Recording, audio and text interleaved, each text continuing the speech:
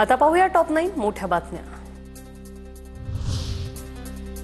कालच्या जाळपोळीच्या घटनेनंतर दौंडच्या यवतमध्ये जमावबंदी लागू, तर 15 जणांना ताब्यात घेतलं। व्हॉट्सअप ग्रुपवर आक्षेपार्ह पोस्ट नंतर हिंसा भडकली होती।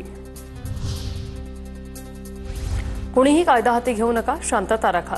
यवतमधील तणावानंतर मुख्यमंत्री फडणवीसांचं आवाहन, आक्षेपार्ह स्टेटस ठेवणाऱ्यांवर कारवाईचा इशारा। यवतमधील परिस्थिती पूर्णपणे नियंत्रणात, भीतीचं कोणतंही वातावरण नाही। जातीय सलोखा राखा, अफवांवर विश्वास ठेवू नका। अजित पवारांकडून यवतमधील परिस्थितीचा आढावा। 2 गटातील तणाव, दगडफेक आणि जाळपोळीनंतर यवतमध्ये पोलिसांचा रूट मार्च। गावात शांतता राखण्यासाठी पोलिसांचा मोठा बंदोबस्त। यवतमध्ये सध्या तणावपूर्ण शांतता। राज ठाकरे आणि संजय राऊत कार्यक्रमानिमित्त एकत्र येणार। आज पनवेलमध्ये शेकापचा वर्धापन दिन मेळावा। विजय वडेट्टीवार, शशिकांत शिंदे देखील या मेळाव्याला हजर राहणार।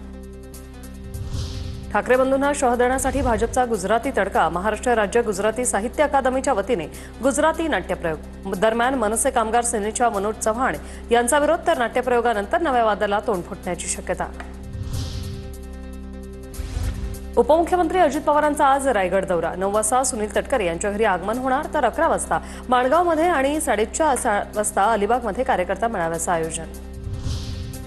तुळजाभवानी मंदिरातील शस्त्रपूजनाची तलवार गहाळ झाल्याचा पुजाऱ्यांचा आरोप। मंदिर संस्थानाच्या खजाना खोलीतील तलवार गायब झाली असून ती तलवार मंदिराच्या बाहेर असल्याचा पुजाऱ्यांचा दावा। नागपूर शालार्थ आयडी घोटाळा प्रकरणी न्यायालयीन कोठडीतील सिद्धेश्वर काळुसे आणि रोहिणी कुंभारच्या पोलीस कोठडीसाठी सरकारचा अर्ज। राज्य सरकारच्या अर्जावर आज सुनावणी होण्याची शक्यता।